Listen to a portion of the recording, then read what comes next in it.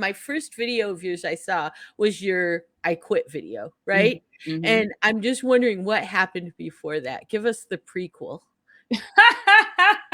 I love it. I mean, I had worked in that job for 3.5 years, and I knew literally within 6 months, I was like, "This ain't it." So it was 3 years of me being like a whisper that was like, "This ain't it. This ain't it." And then I'm very good at finding silver linings. So it was a remote job.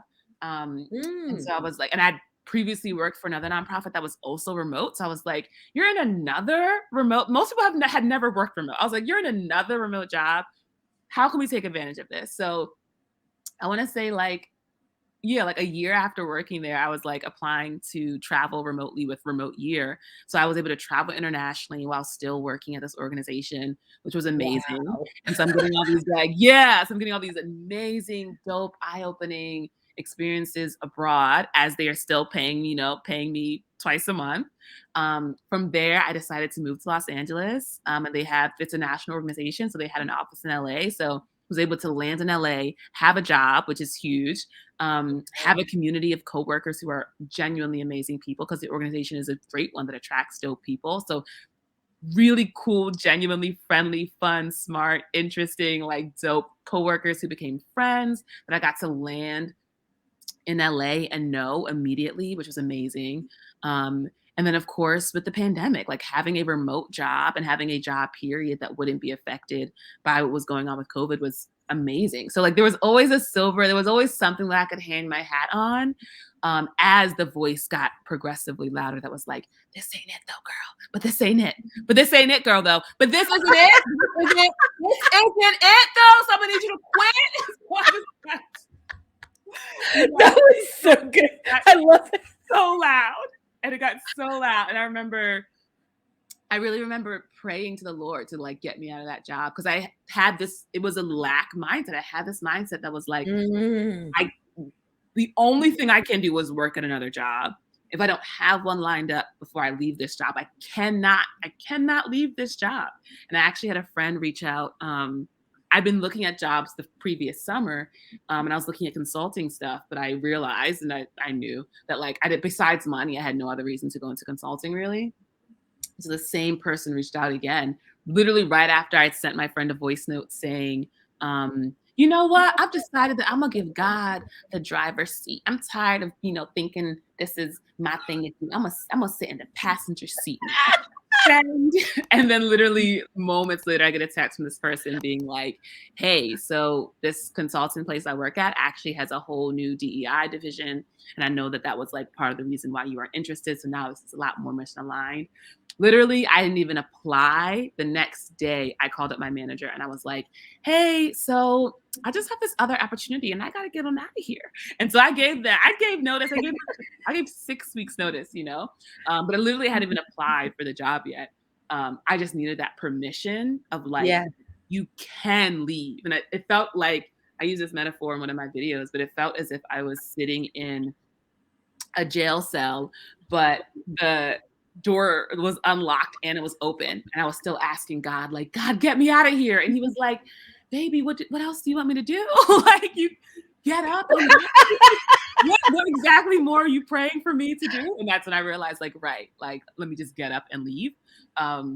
So yeah, that's really what was going on, was just like me ignoring this truth for a while as I also got all these amazing benefits and feelings of security and safety as so much turmoil was happening in the world.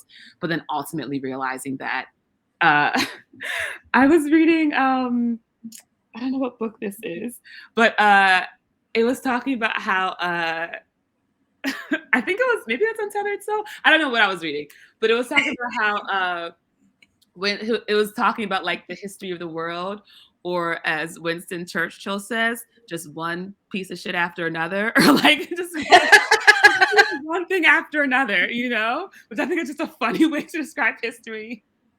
It's just like one, thing after another. Pretty accurate too. That's what I learned from COVID and the pandemic was like, oh, there's just gonna always, this isn't gonna stop. We're gonna just keep having things happen and we'll just have to keep having to deal with it, And so I realized like, yeah, you'll always come, If your vision is, I can't leave, you'll always come up with a reason to not leave. But as soon as you shift to, I'm going to be okay, I can do whatever I want, that will then become your vision. And you'll always find resources and things that allow you to just live the truth you want to live. So yeah. Yeah, that's I beautiful, know I see a beautiful. baby. I think the part of that story I enjoyed the most was how that voice just kept getting louder and louder and louder. And when you're in a change process, I feel like you have to be very careful about who you talk to about it, It's true. because most people are happy to join in on the chorus, you know, and tell you how you're not going to be able to make it without a job. And Oh what yeah. about your benefits? How you can have Oh, insurance? Blah, blah, blah. You know, it's true.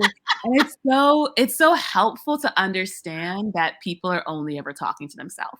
Like no one's ever talking to you because no one yeah. can tell you about your experience. That's one thing I love about Rupert Spy, right? He's like, you can't like, some people are really into like astrology and like numerology and all these other ways, all these like Mhm. external ways of telling you about yourself. And he's like, none of that stuff works because no one can tell you about you. Like your experience is your experience, full stop. Like that is your teacher.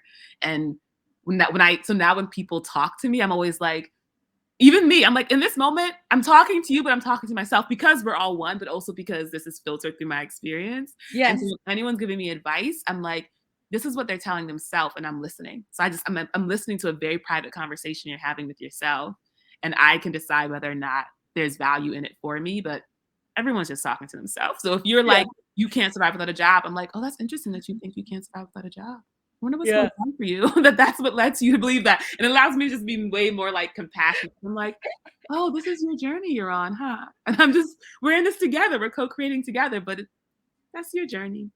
Yeah. Nothing to really do with me. Yeah. Yeah. Exactly. Exactly. Mm-mm-mm.